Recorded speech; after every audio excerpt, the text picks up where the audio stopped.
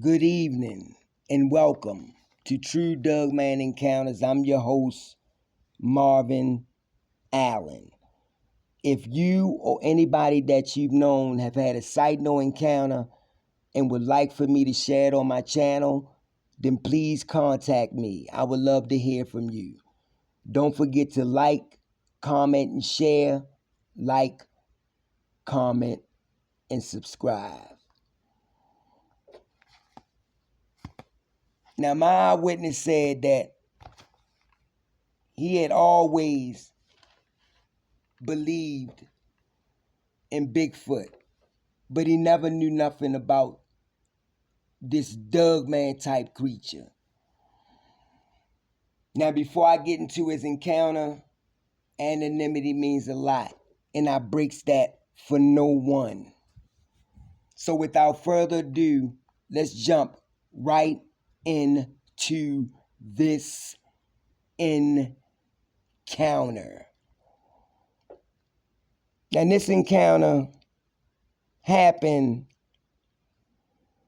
in the woods of South Georgia. Now, my witness said that he have heard of Bigfoot, of course. The years, decades of sightings, encounters, stories, so forth. But up until the experience that he had, he wanted to share with you. He have never heard or read about this thing that everybody nowadays calls Dougman. He said what he witnessed that warm September night was nothing short of horrific nightmare come true. He has been an avid bow hunter for years, and that night he sat in a tree stand 20 feet high. It was a relatively early autumn night with a slight breeze and a clear sky, but with clouds coming in from the west. Now, mind you, somewhere off in the distance, he says, he could hear what sounded like some kind of animal calls, but I couldn't really tell what it was. He said as he sat there, he tried to scan the dark landscape and listen even closer. He could tell that the sounds were slowly intensifying, but still couldn't tell what they were or where they were coming from. That's when he could hear disturbances in the forest. It seemed to be the sound of bramble and brush being thrashed, ripped, and torn as it's from the very root. The entire forest seemed to come alive. The air became heavy and thick, and he said he felt as if he could feel the vibration of each motion, movement, and sound. It was almost as if time was being stretched. Now, mind you, in a way in which seconds and moments extended out into infinity, now, then came the shock of a lifetime, or you could say 1,000 lifetimes.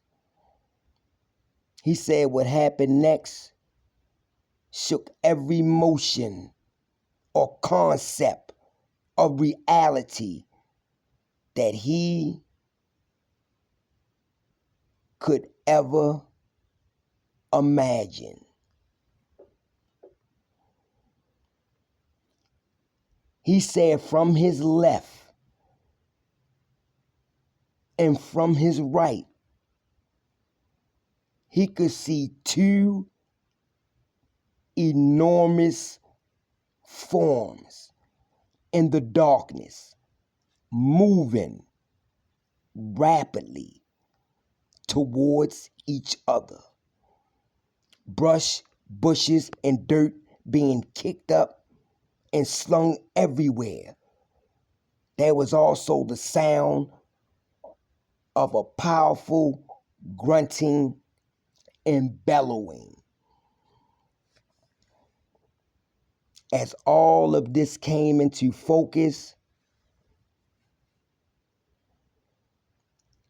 he got a clear but more horrifying look at just what was happening. From the left and into a clearing was what looked like an enormous, huge, ape-like creature that had to be at least 8 to 9 feet tall. From the opposite direction came what I can only describe as a huge wolf-like creature, standing on its back hind legs. Now, I say wolf-like because that's the closest I can really come to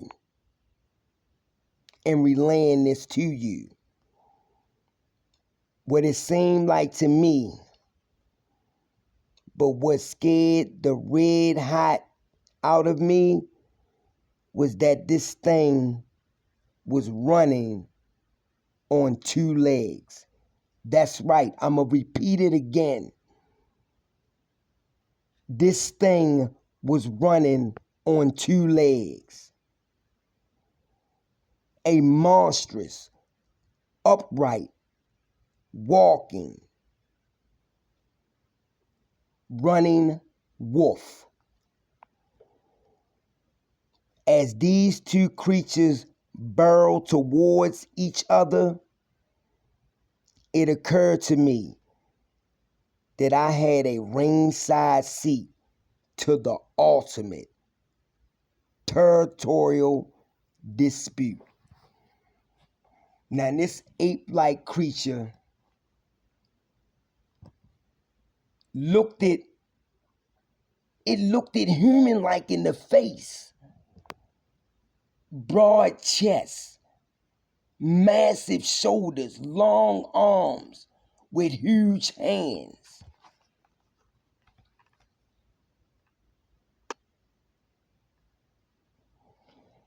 Even up in my tree stand, I could feel the vibration being made by the 2 roaring monsters.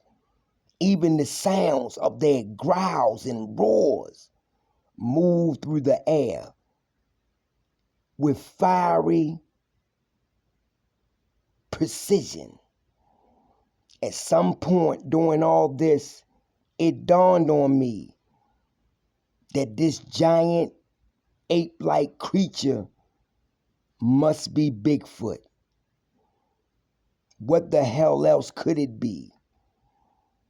And what was this huge wolf-like creature? Massive head, pointed ears, long snout, long arms with hands and claws, with a mouth full of sharp teeth. These two creatures crashed into each other, and it was almost like a clap of thunder. Then it was like both creatures vanishing into a swirling tornado. It was a mad vortex of claws, fur, fists, hands, and fangs. I could hear the fierce snarls along with ferocious pounding noises, and also the sound of brush being thrashed. I could hear screams of rage and pain flying out into the night air as I watched a living nightmare unfold before my eyes. I was also growing more and more than a little worried about getting myself down from this tree stand and out of this area, whenever and however.